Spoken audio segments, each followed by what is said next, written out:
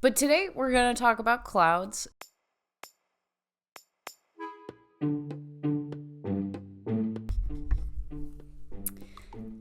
Hi. If you're anything like me, you're probably spending way too much time looking at the skies.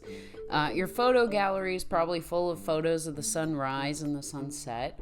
Or you're watching weather live streams for like 8 hours all the time.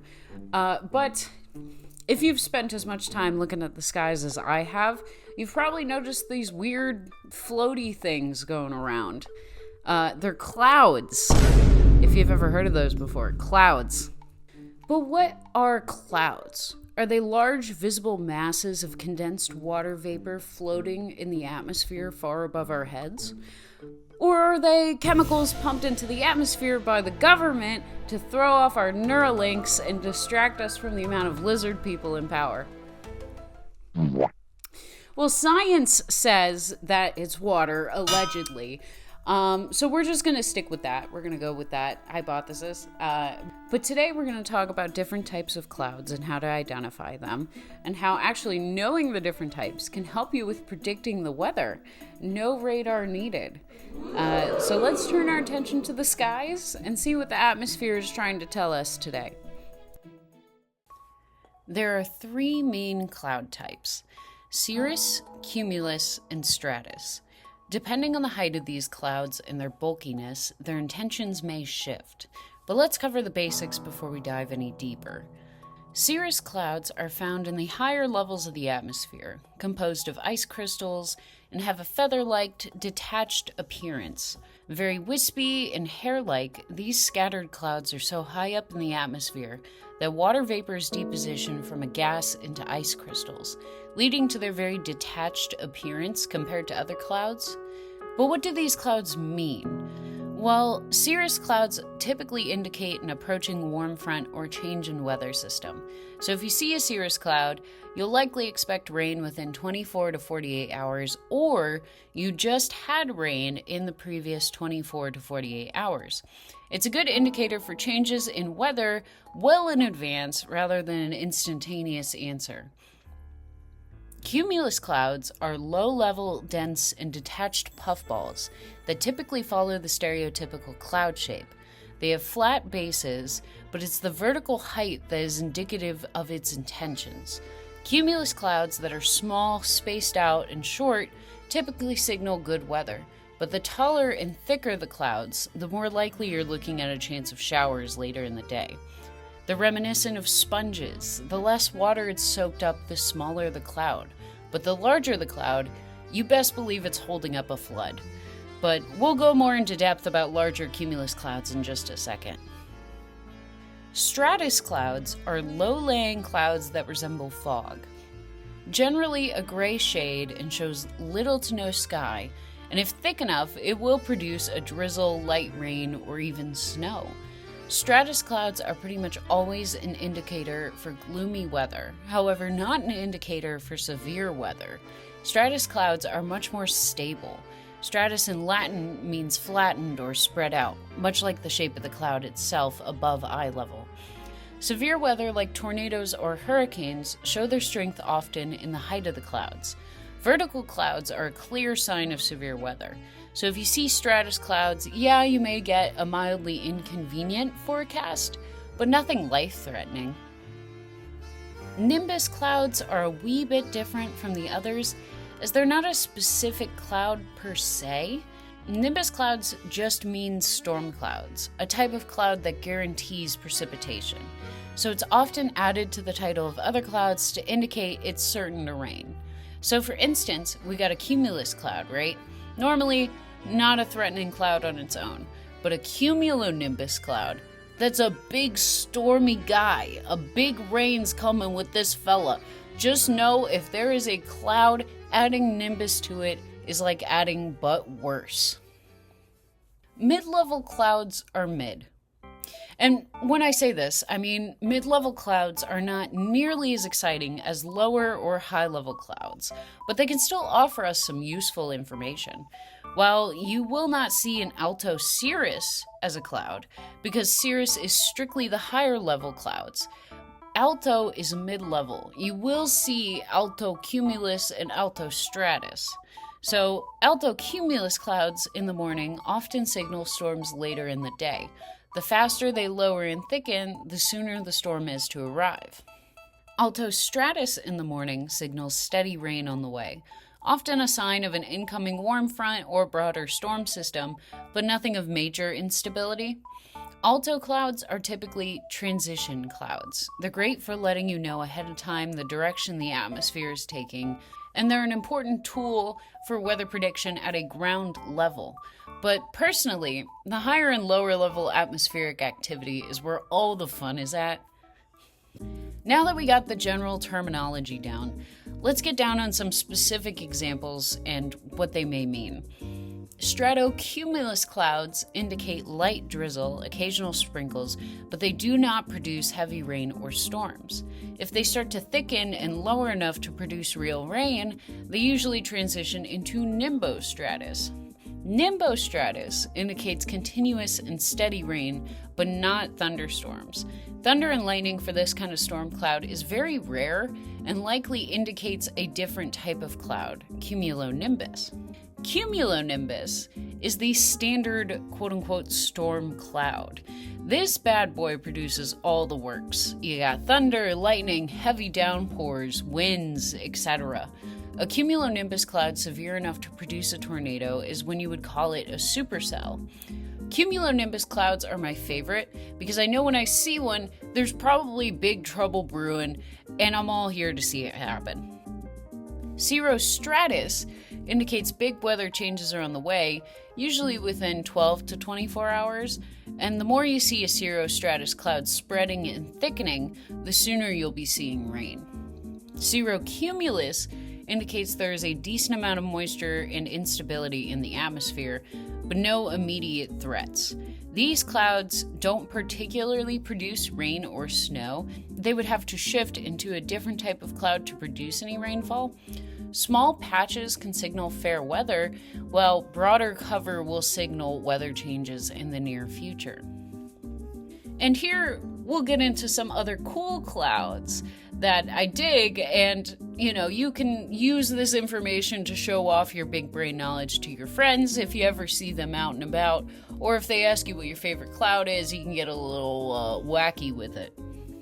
Most commonly mistaken for UFOs, lenticular clouds are stationary lens-shaped clouds that form in the atmosphere when stable, moist air flows over a mountain or another large obstruction. The word lenticular actually stems from lentil, like the legume.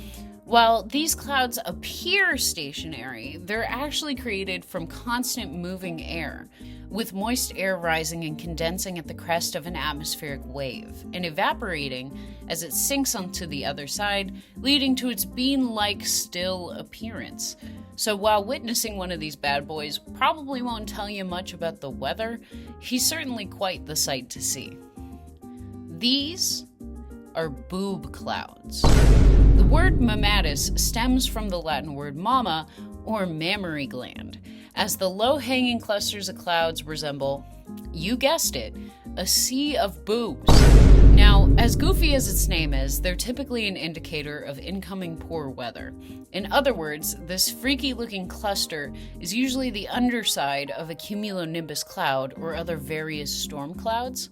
Its unusual appearance comes from pockets of cold, heavy air sinking from the cloud, and as this air descends, it mixes with the warmer, less dense air below, creating the unique lobes or pouches. This process involving sinking air is a key difference in determining its appearance, as most clouds form from rising air.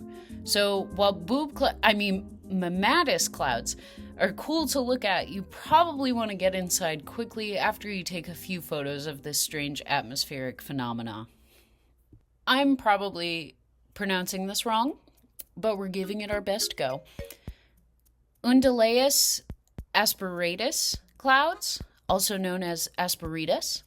The newest recognized cloud formation, Asperitas, are typically found in the plains region of the U.S. following thunderstorms or other convective activity.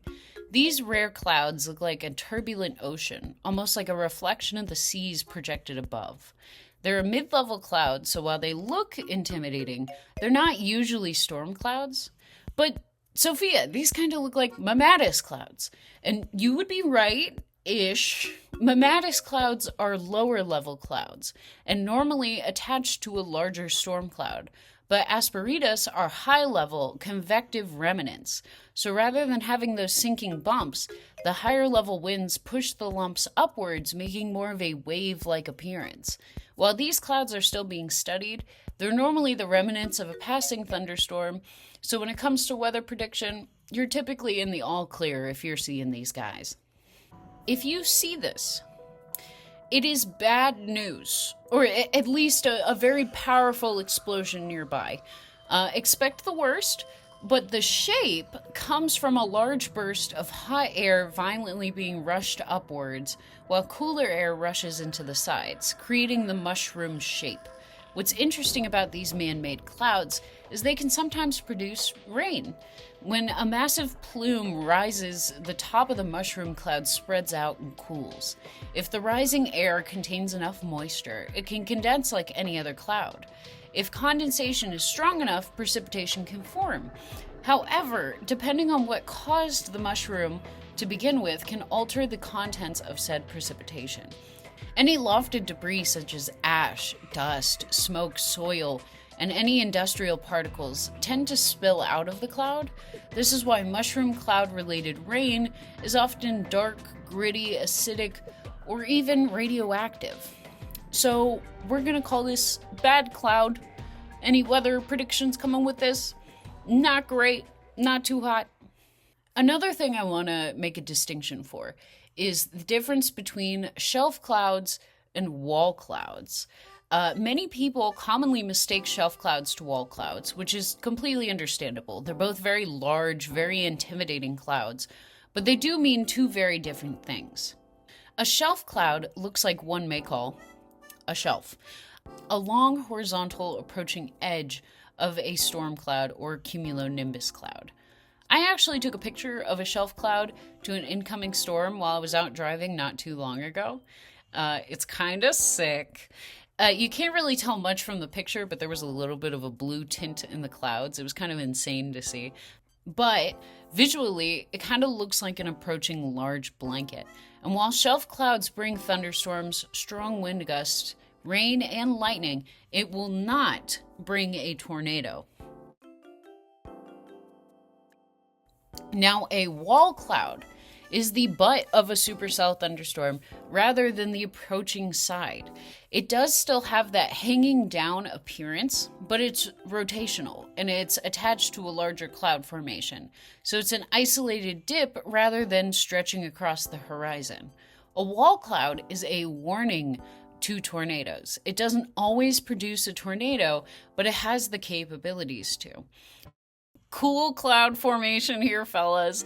Now, if you haven't seen a tornado before, that means you probably haven't watched my other videos, so you should do that. But the swirling cloud shape you see at eye level is called a funnel cloud. This drops from a wall cloud when air in a rotating column drops in pressure. It cools. That cooling causes water vapor to condense into visible cloud, creating the classic cone or rope shape. Now, a tornado also does not need a visible funnel. The actual tornado is circulating winds at the surface. The funnel is just the visible part when the air is moist enough, which is why sometimes you're able to see the debris before you actually see the cloud itself. But sometimes you have clouds that look like tornadoes, or at least threatening looking clouds. But these don't really have anything cooking. This is what the weather community calls SLCs, otherwise known as scary looking clouds.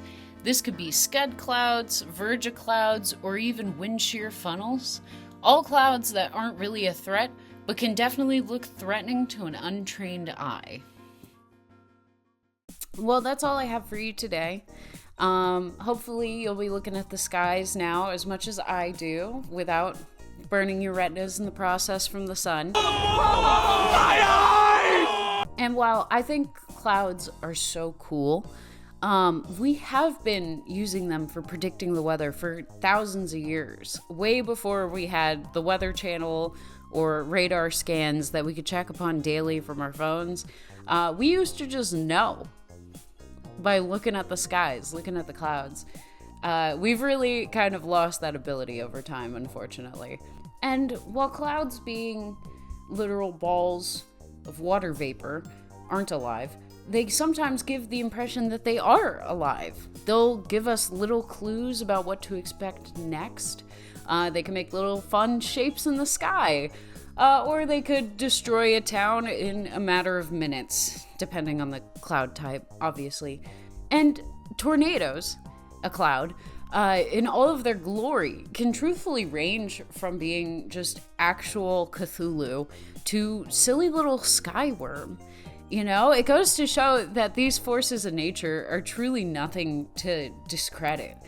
And while we are fortunate enough to live on a planet that does give us something as cool as clouds, but I'm getting a little off topic here. So let me know in the comments what your favorite cloud is. You know, if there's any that I missed, feel free to throw them down there too. Let me know what you want to see next. Yes, I do have thousands of photos of clouds in my phone. I was not lying about that. Don't check me on it though. But have a good Thanksgiving, and I will see you before Christmas.